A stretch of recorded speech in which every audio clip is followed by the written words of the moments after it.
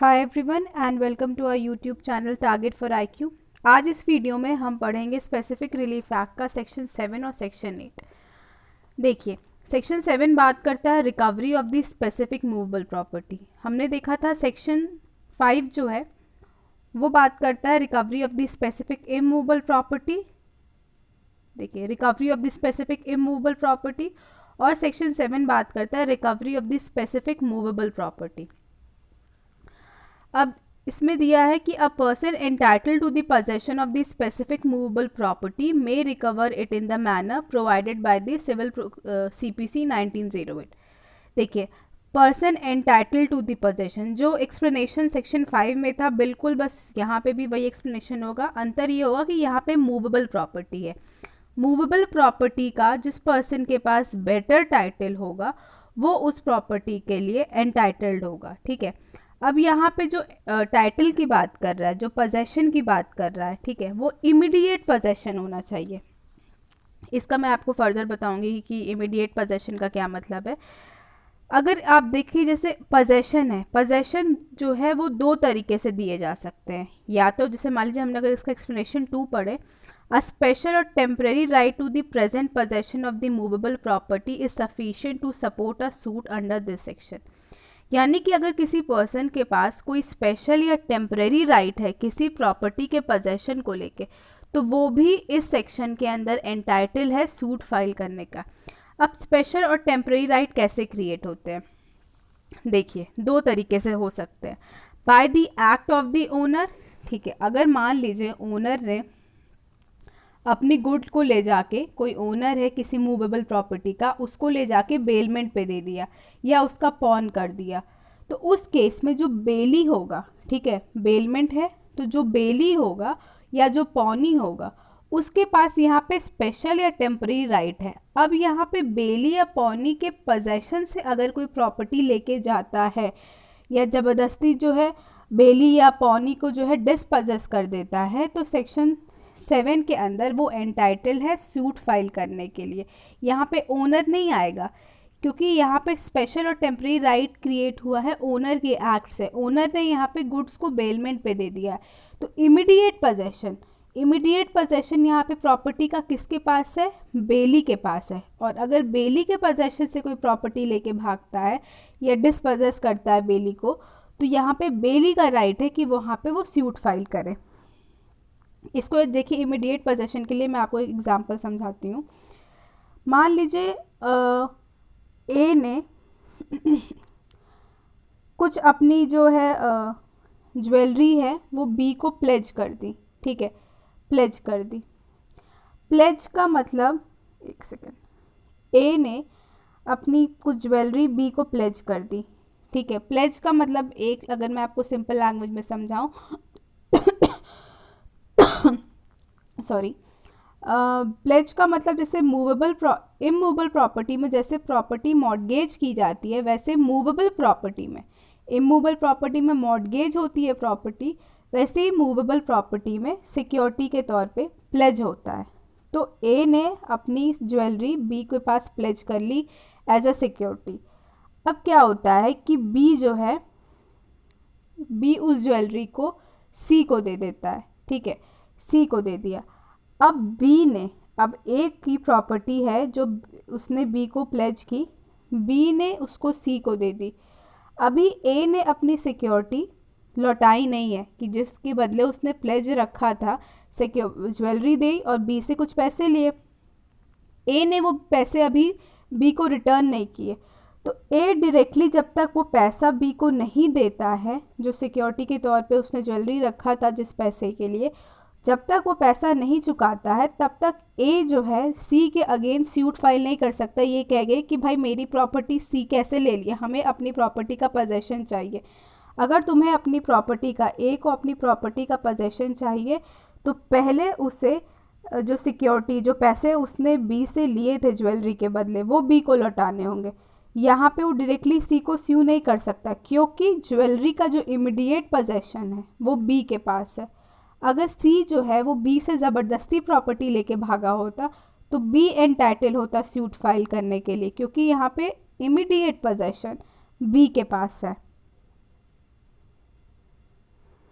तो ये जो मैंने आपको बेली और पॉनी का एग्जांपल दिया, ये एक्ट ऑफ द ओनर से क्रिएट होती है, ये स्पेशल और टेम्परेरी राइट।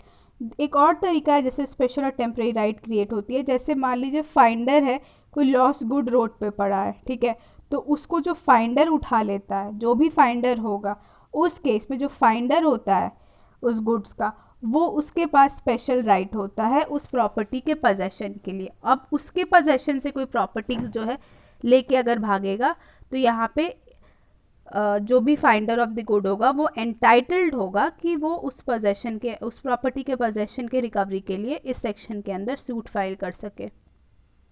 अगर आप इसका एक्सप्लेनेशन 1 देखें, a trustee may sue under this section for the possession of the movable property to beneficial interest which the person for whom he is a trustee is entitled. देखिए explanation 1 भी clear कर देता है कि trustee वो person होता है जो उस प्रॉपर्टी के, जो उस मूवेबल प्रॉपर्टी के इमीडिएट पोजेशन के लिए एंटाइटल्ड होता है, ठीक है।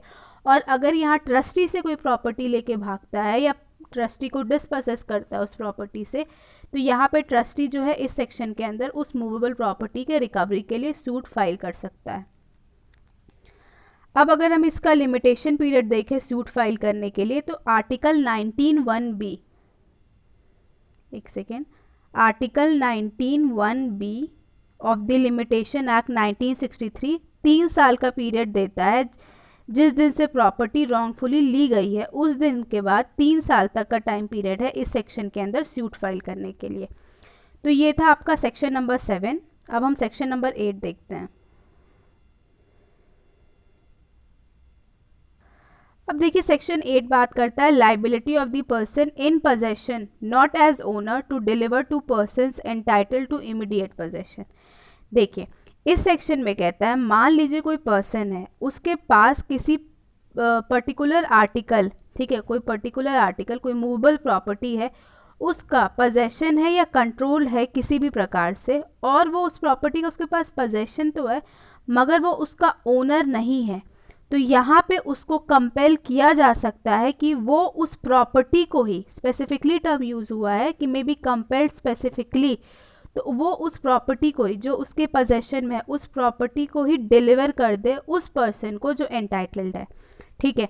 कोई पर्सन है जो किसी प्रॉपर्टी का पोजेशन लेके रखा हुआ है, कोई मूवेबल प्रॉपर्टी का पोजेशन लेके रखा हुआ है, बट वो उस प्रॉपर्टी का ओनर नहीं है, तो यहाँ पे इस सेक्शन में उस पर्सन को कंपेल किया जा सकता है कि वो उस प्रॉपर्टी को ही, और कुछ नहीं, उस प्रॉपर्टी के बदले और कुछ नहीं, वो प्रॉपर्टी ही जो है उसको ले जाके उस पर्सन को दे दे जो उसका रियल ओनर है।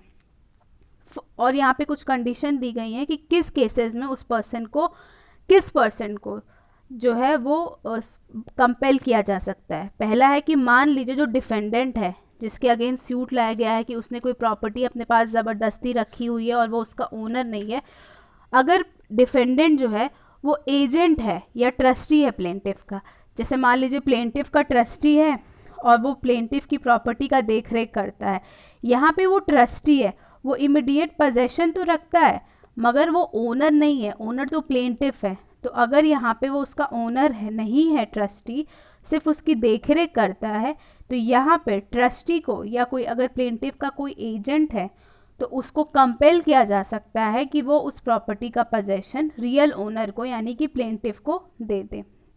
दूसरा है कि उस पर्सन को यानी डिफेंडेंट को कब कंपेल किया जा सकता है, जब अगर जो compensation in money would not afford the plaintiff adequate relief for the loss of thing claimed. इसका मतलब ये है कि मान लीजिए स्पेसिफिकली टर्म यूज़ हुआ है, इसका मतलब कि उस प्लेंटिफ को वही प्रॉपर्टी ही चाहिए, उसको उस प्रॉपर्टी के अलावा और कुछ नहीं चाहिए। अगर कोर्ट ने कह दिया कि ठीक है अगर तुम प्रॉपर्टी नहीं दे पा रहे हो तो उसके बदले कॉम्पनसेशन दे दो, कुछ पैसे दे दो एज अ कॉम्पनसेशन, तो वो प्लेंटिफ के लिए एक एडुकेट रिलीफ नहीं होगी, क्योंकि प्लेंटिफ को सिर्फ उस प्रॉपर्टी से ही मतलब है। अगर उसको पैसे मिल जाएंगे तो भी उसको वो कॉम्पनसेट नहीं हो पाएगा, प्रॉपर्टी से ही उसका जो है एक तरीके से उसको कॉम्पनसेशन मिल सकता है, और प्रॉपर्टी के अलावा और कोई दूसरी रिलीफ उसको एडुकेट नहीं लगेगी। तो उस केस में डिफेंडेंट को कंपेल किया जा सकता है कि नहीं तुम वो प्रॉपर्टी ही प्लेंटिफ को लाके दो। तीसरा ये है कि ये पता लगा पाना कि कितना लॉस हुआ है, ये बहुत मुश्किल है, ठीक है। अगर ये है कि प्रॉपर्टी स्पेसिफिकली उसको डिफेंडेंट को कंपेल किया जा सकता है कि भाई तुम प्रॉपर्टी ही ला के दो, उस केस में कि जहाँ पे यही ना पता लगाया जा पा रहा हो कि भाई लॉस कितना हुआ है, लॉस ही एग्जैक्ट आप नंबर्स नहीं निकाल पा रहे हैं कि कितने का लॉस हुआ है, तो when it would be extremely difficult to ascertain the actual damage caused by it loss. मतलब कि अगर प्रॉपर्टी नहीं लौटाई गई उसको प्लेंटिफ को, तो ये नहीं पता लगाया जा पाएगा कि कितने का लॉस हो रहा है। तो उससे बढ़िया है कि आप उसकी प्रॉपर्टी ही जो है प्लेंटिफ को लौटा दें। डी है कि when the possession of the thing claimed has been wrongfully transferred from the plaintiff, यानी कि प्लेंटिफ से गलत तरीके से प्रॉपर्टी को अगर ट्रांसफ़र करवा लिया गया है तो भी डिफेंडेंट को कंपेल किया जा सकता है कि प्रॉपर्टी का पोजेशन तुम प्लेंटिफ को रिटर्न करो। फिर जो इसका एक्सप्लेनेशन दिया है वो एक प्रिजम्पशन दिया है कि until and unless contrary is proof, court मतलब जब तक इसके कॉन्ट्ररी ना प्रूफ कर दिया जाए, कोर्ट यही मान के चलेगा कि जो प्रॉपर्टी है, ठीक है, जो भी मूवेबल प्रॉपर्टी है जो क्लेम की जा रही है इस सेक्शन में, उस केस में मूवेबल प्रॉपर्टी ही चाहिए। अगर मूवेबल प्रॉपर्टी के अलावा अगर हम कोई कॉम्पनसेशन दे दें मूवेबल प्रॉपर्टी के बदले में, तो अगर हम कोई कॉम्पनसेशन दे दें इन मनी के तौर पे कॉम्पनसेट कर दे, तो वो प्लेंटिफ को एक एडुकेट रिलीफ नहीं होगी। मींस जो प्लेंटिफ है उसके साथ जस्टिस नहीं हो पाएगा, वो मनी से उसको सफिशेंट रिलीफ नहीं मिल सकता। तो कोर्ट ये मान के चलेगा, कोर्ट विल प्रिज्यूम कि वो उसको प्रॉपर्टी ही दी जाए, स्पेसिफिकली वो प्रॉपर्टी मूवेबल प्रॉपर्टी ही मिले, वरना मनी के तौर पे कॉम्पनसेशन एक एडुकेट रिलीफ नहीं होगा। दूसरा, कोर्ट ये भी मान के चलेगा कि अगर ये पता लगा पाना बहुत मुश्किल होगा कि अगर उस प्रॉपर्टी का लॉस हो जाता है तो एक्चुअल में कितना डैमेज कॉज होगा प्लेंटिफ को, तो एक्चुअल डैमेज पता लगा पाना बहुत मुश्किल है। तो ये कोर्ट ये भी कंसिडर करके चलेगा। तो आई होप आपको ये दोनों सेक्शन समझ में आ गया होगा। नेक्स्ट वीडियो में मैं कुछ और इम्पोर्टेंट सेक्शन SRA का आपको क्लियर करूँगी। अगर इन दोनों सेक्शन में आपको कुछ भी डाउट हो तो please do let me know in the comment section. Thank you.